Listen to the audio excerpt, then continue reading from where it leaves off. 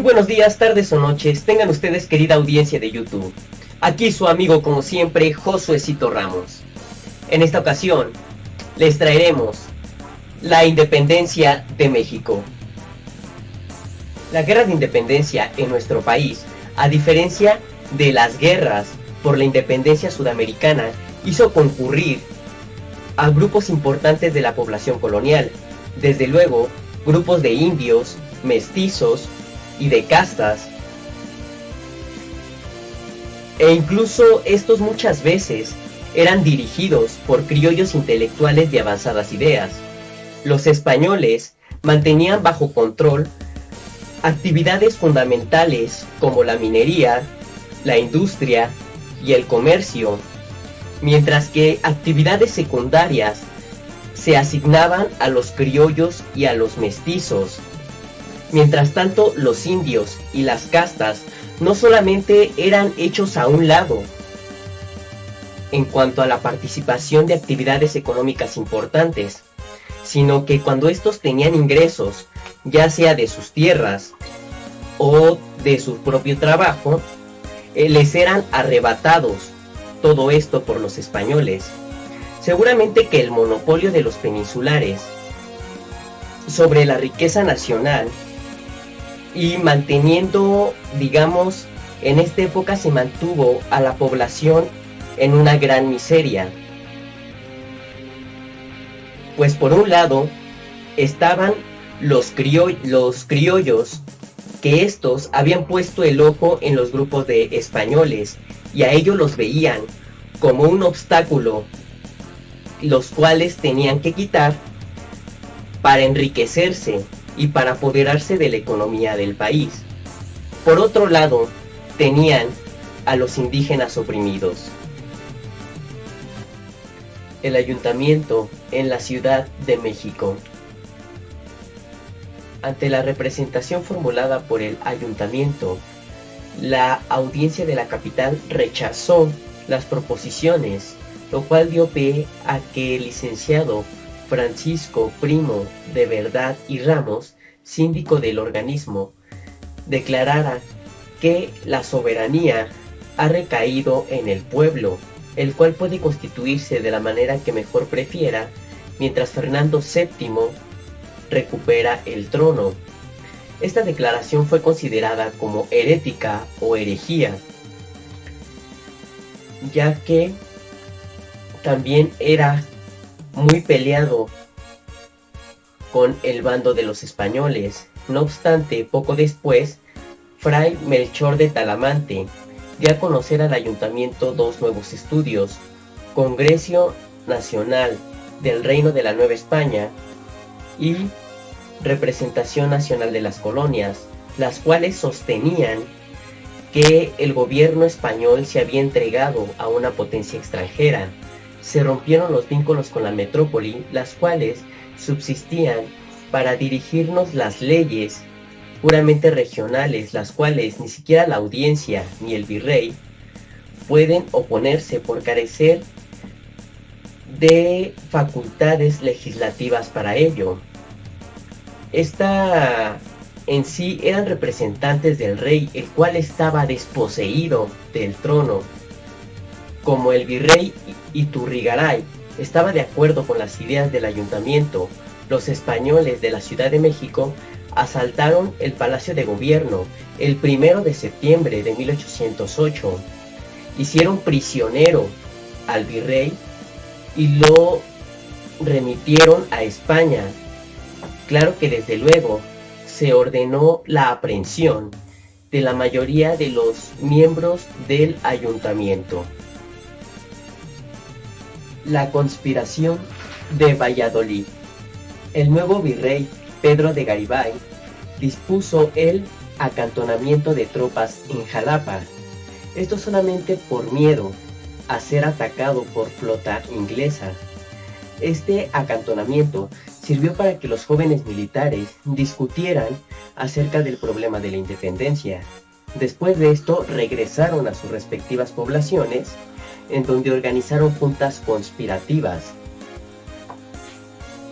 Estas juntas fueron como la que dirigió el teniente Mariano Michelena en septiembre de 1809. La junta se descubrió en diciembre y sus miembros fueron llevados prisioneros. Sin embargo, tuvieron un juicio muy benevolente, a tal grado que llegaron a liberarlos. Las conspiraciones de San Miguel y Querétaro. El capitán Ignacio Allende organizó en San Miguel algunas reuniones en las que se trató el tema de la independencia. Para los primeros meses de 1810 se organizó en Querétaro la Academia Literaria, que bajo el pretexto de reuniones literario-musicales hacían juntas conspiradoras, a las cuales asistían criollos de la región como los hermanos González. También asistían capitanes como Joaquín Arias, Ignacio Allende y Aldama. Las reuniones eran armonizadas por doña Josefa Ortiz de Domínguez, la cual era esposa del corregidor de la población. El plan era muy sencillo, pues se planeaba el 1 de octubre apresar a los españoles que se encontraban en poblaciones importantes. Después de esto, los jefes insurgentes se reunirían en la capital, en donde se decidiría la forma de gobierno que más le conveniese al país. Sin embargo, esto no tuvo éxito, debido a numerosos avisos que le llegaron al intendente Riaño, el cual decidió apresar a cada uno de los miembros. Inclusive el corregidor Miguel Domínguez atendió a la orden a tal grado que mandó a su esposa a sus habitaciones.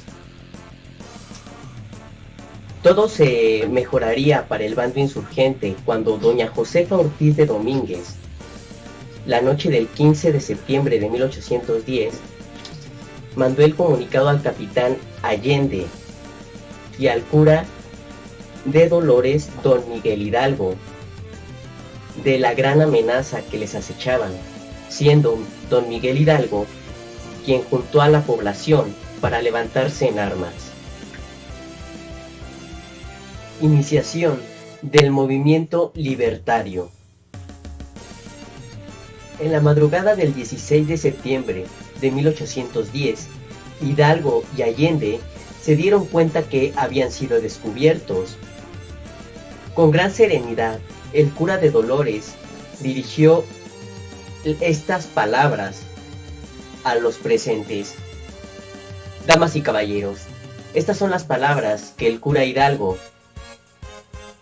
mencionó, y cito: caballeros, somos perdidos.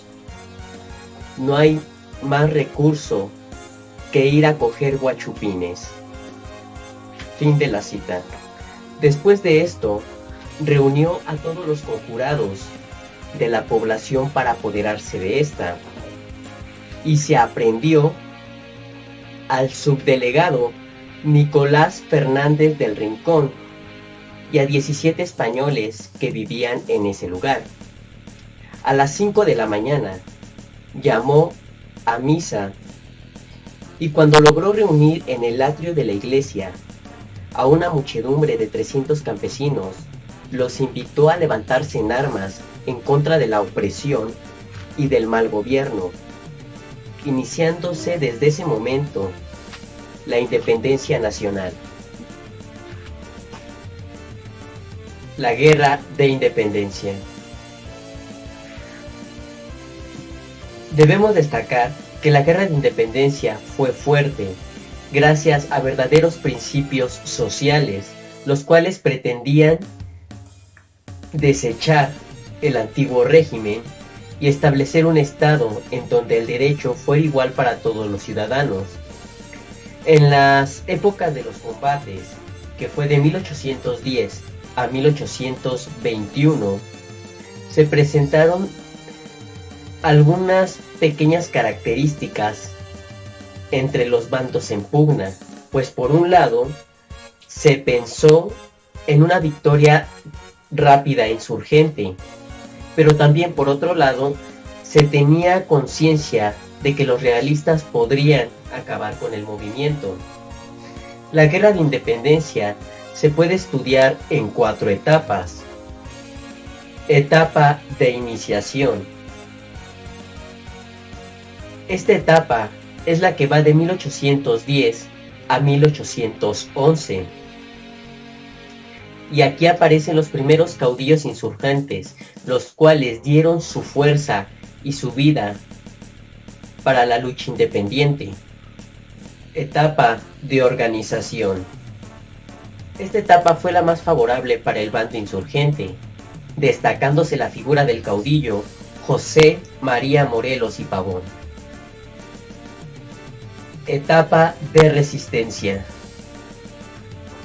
En esta etapa fue la más miserable para el bando insurgente. Va de 1815 a 1820 y en esta etapa carecen de una jefatura vigorosa, además de que eran perseguidos a tal grado que tenían que refugiarse en la sierra o en los fuertes, claro, sin perder ese espíritu tan característico de libertad. Etapa de consumación. Esta etapa va de 1820 a 1821. Y en esta etapa podemos decir que se da un cambio radical en los sectores privilegiados de la población nacional. Además del temor de la amenaza de las reformas españolas, se decidió consumar la independencia. Primera etapa: la lucha de los primeros caudillos.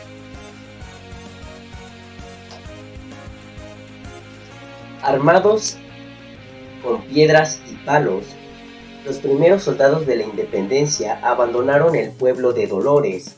Dirigidos por Hidalgo, marcharon sobre la población de Guanajuato, la cual tomaron a pesar de la resistencia que los realistas opusieron en la Alhóndiga de Granaditas, la cual fue reducida gracias a la heroica intervención de un joven minero, a quien le apodaban el Pípila, quien, protegiéndose, ató una losa a sus espaldas y así pudo incendiar una puerta del edificio para que entraran las chusmas de Hidalgo y acabaran con la resistencia de los defensores. En su peregrinación hacia el norte del territorio nacional, los primeros caudillos de la insurgencia fueron traicionados por Ignacio Elizondo, quien los aprisionó en las lomas de Abatita de Baján y los condujo a Monclova. De ahí fueron remitidos a Chihuahua, en donde fueron juzgados y más tarde ejecutados. Allende, Jiménez y Aldama fueron pasados por las armas el 26 de enero, en tanto que don Miguel Hidalgo fue fusilado el 30 de julio de 1811.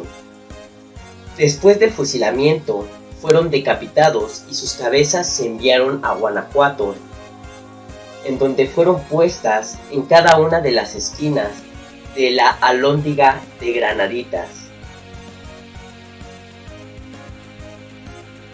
Organización del movimiento de independencia. Segunda etapa. Durante esta época habían desaparecido las desordenadas chusmas insurgentes y todavía con ese espíritu de lucha se juntaron ejércitos, los cuales eran poco numerosos pero estaban muy bien disciplinados. Se juntaron con toda la demás clase rural y debemos destacar de esta época que también una mayor importancia de todo esto fue la organización políticamente a la revolución. Más que nada, primero por la Junta de Zitácuaro, dirigida por Ignacio López Rayón, después a través del Congreso de Chilpancingo y finalmente por la Constitución de 1814, dada a conocer en Apatzingán. Ignacio López Rayón, jefe temporal de la insurgencia. A raíz de la captura de los primeros caudillos, Ignacio López Rayón asumió la jefatura de la insurgencia y se refugió en la población de Zitácuaro, en donde organizó una junta de gobierno con los señores Verduzca, Lisiaga y Yarza. Trabajó la junta en la modalidad de un proyecto constitucional, el cual fue rechazado por el caudillo Morelos, en virtud de que contaba todavía con Fernando VII como candidato para gobernar México. Don José María Morelos y Pavón al frente de la revolución. Siguiendo las instrucciones que recibiera de Hidalgo, Morelos, junto con un grupo de compañeros, marchó hacia el puerto de Acapulco. En su recorrido, se instaló previamente en Tecpan, en donde se le unieron los hermanos Juan, José y un tercer hermano más, apellidado Galeana, el cual con estos organizó tropas a fin de emprender sus campañas militares. Primera campaña militar de Morelos. En esta tomó la iniciativa de capturar Acapulco y para noviembre de 1810 se instaló en el Cerro del Veladero, en el cual pensaba desde ahí acechar el puerto. Los realistas al mando de Gago resistieron y como el jefe insurgente no tenía la artillería necesaria para reducir a la población, tomó la iniciativa de capturar territorios próximos como Chilpancingo, Ixtla y Chilapa, de donde se le unieron los que más tarde serían conocidos como destacados insurgentes, como por ejemplo los hermanos Bravo y Vicente Guerrero.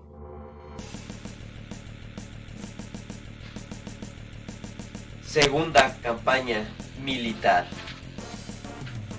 Con el éxito que tuvo la primera campaña, Morelos se dio cuenta de la conveniencia de una acción militar. ¿Esto qué quiere decir, damas y caballeros? Que fueran capaces de destruir a los realistas y capturar la Ciudad de México. Para conseguirlo, dividió sus ejércitos en 4 secciones, con los cuales tenía la esperanza de capturar con alguno de ellos el puerto de Acapulco, además de auxiliar a Ignacio López Rayón en Zitácuaro, acabar con la oposición en la zona de Oaxaca. Morelos pensaba capturar México. Tercera campaña militar. Esta fue una de las campañas militares más extensas del jefe sureño. Durante ella, debido a los rápidos movimientos de sus ejércitos, ocuparon las poblaciones de Puebla, Veracruz, Oaxaca y Guerrero, en donde impusieron la derrota a los realistas. Durante esta campaña, se ocupó la población de Orizaba, donde asestó un golpe devastador a la economía del gobierno virreinal, cuando se ordenó la destrucción del tabaco y se incendió 14 millones de pesos del tabaco estancado. Seguidamente marchó sobre Oaxaca, en donde venció a los realistas y ocupó la plaza el 25 de noviembre de 1812.